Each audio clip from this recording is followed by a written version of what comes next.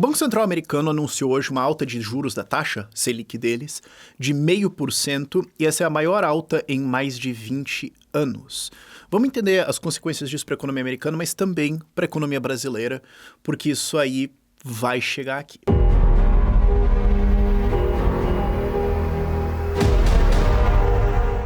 O que vai chegar também é que as inscrições do Students for Liberty estão abertas. O Students for Liberty é a maior organização de treinamento e revelação de lideranças de liberdade aqui no Brasil. Eu tive a ideia de fazer o Ideias Radicais assistindo uma palestra deles. Várias das pessoas que trabalham comigo hoje são ex-SFL. Várias das pessoas que hoje estão em posições-chave pelo Brasil fazendo liberdade acontecer são ex-Students for Liberty. E as inscrições estão abertas até sexta-feira. Então, assim, se você está estudando e quer liberdade, por que você não está no SFL? Eu não consigo entender. Isso posto, o que aconteceu no Banco Central americano? Depois de toda aquela história da economia, a gente vê depois e vamos imprimir massivas quantidades de dinheiro porque nunca vai dar inflação. Deu inflação. E agora eles estão tendo que voltar a subir a taxa de juros para tentar conter isso, para tentar combater isso e para desfazer o que eles dizem daquela expansão de base monetária, daquela expansão do balanço do Banco Central que eles fizeram previamente, né, ao longo desde a crise de 2008, mas muito mais intensamente depois da crise de 2020, foi Covid e tudo mais. E se você está acompanhando mercados e dólar, você está vendo que a coisa está bem maluca ultimamente, essas últimas semanas aí. E isso é porque já existia essa expectativa dessa alta de 0,5% e porque a cachaça na festa está acabando. E é surpreendente que a 0,25% de taxa básica de juros, da Selic deles, você já tenha um belo rebuliço acontecendo em mercados, especialmente agora que teve mais uma alta de 0,5%. Você pode até dizer, ok, mas essa queda de mercados agora foi na expectativa de uma alta de 0,5%. Deixa eu te lembrar que também existiu a expectativa de uma alta de 0,75% em junho, ou pode ser soma de 0,5%. E também a expectativa geral é que os juros vão para ao redor de 3%, o que eu não acho que é sério, porque eu acho que a casa quebra antes. Mas o ponto é, ainda tem muito sangue para correr nessa rua. E outra coisa é que, assim, existe expectativa. Agora, com a taxa de juros mais alta de fato, a capacidade de, especialmente dentro de sistema financeiro, você tirar crédito para fazer operações é menor, é mais custosa, o que vai causar, sim, todo o resto ficando igual, é claro, mais pressão de queda em mercados. E, em cima disso, o Banco Central anunciou que vai fazer uma operação de retirada de liquidez, o Quantitative Tightening, de 47,5 bi, né, metade de 95, começando em 1º de junho por 3 meses, então junho, julho, agosto, e em setembro, ao que dá a entender, aliás, não, junho, julho, agosto, e em setembro, ao que dá a entender, sobe para os 95 bilhões reto.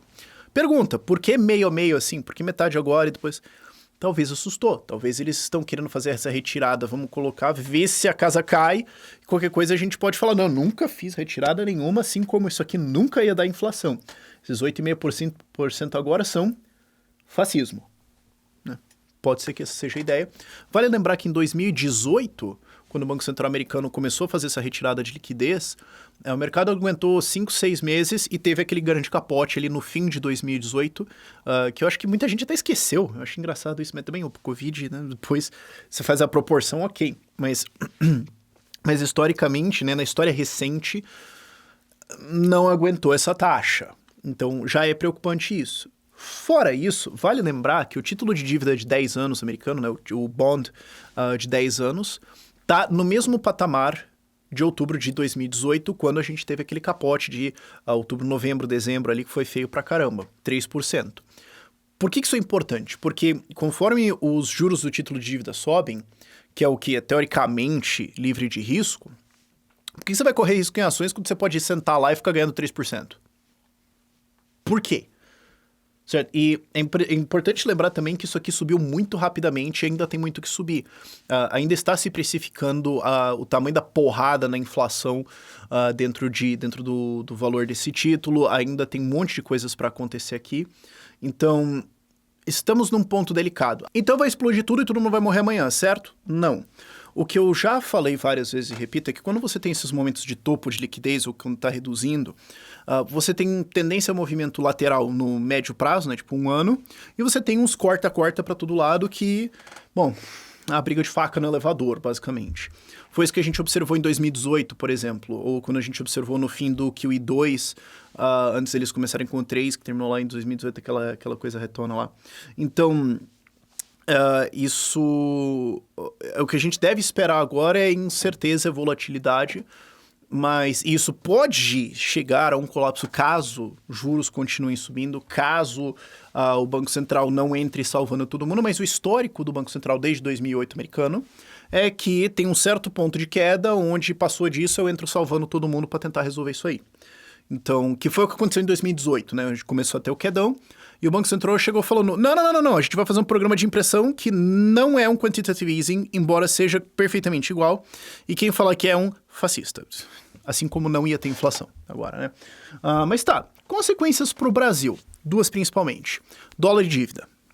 Porque o que acontece? Com os juros nos Estados Unidos subindo, o que faz também a alta dos títulos e tudo mais, igual por igual, o juro brasileiro fica menos atrativo. Então, isso tende a causar um movimento na direção do dólar, o que tende a causar uma alta no dólar. Até onde isso vai? Não sabemos, não tem como calcular, mas a pressão subiu. O que, por sua vez, pode ser respondido pelo Banco Central brasileiro subindo os juros para tentar defender o real. Só que o problema é que isso sobe o custo de crédito, o que prejudica mercados como imobiliário, prejudica outros mercados que são mais de longo prazo, tudo envolvido nisso vai sofrer. E a gente já está com uma taxa de juros complicada aqui no Brasil. Mas se ele não subir, dólar sobe, o que reduz o nosso poder de compra, o que prejudica importadores. Mas ajuda exportadores, então pode ajudar a base agro do Bolsonaro. Ok.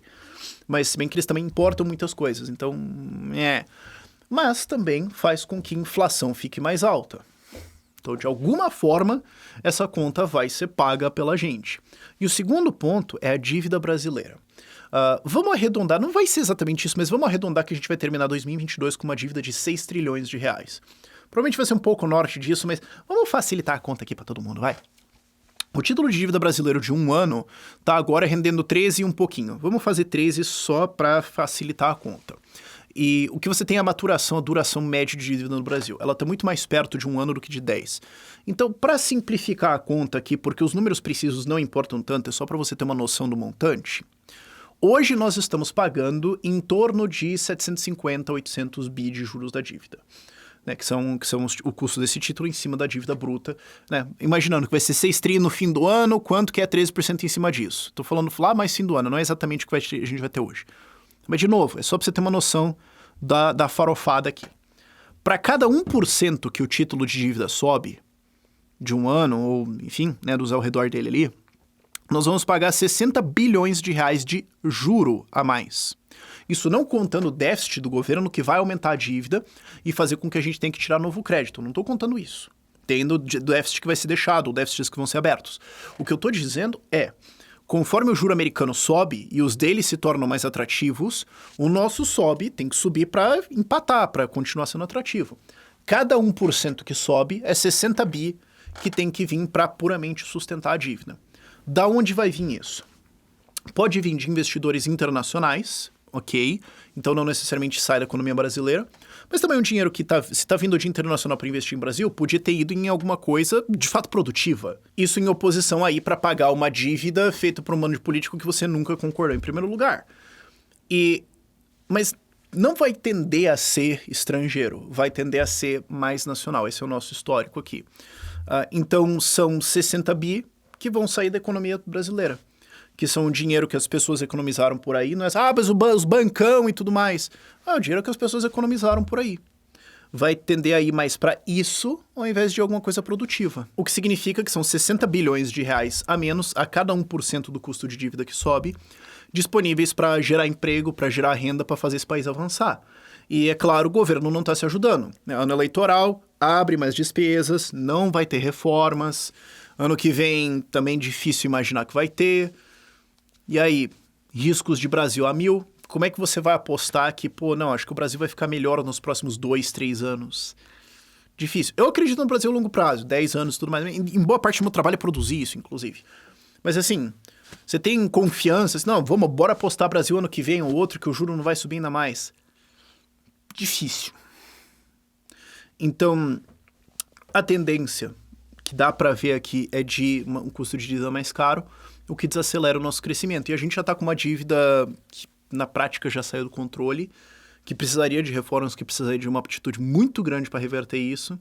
Não vai ser feito esse ano e difícil imaginar que, mesmo se o Bolsonaro for reeleito, mas ainda mais com Lula, difícil imaginar eles dando um jeito nisso aí.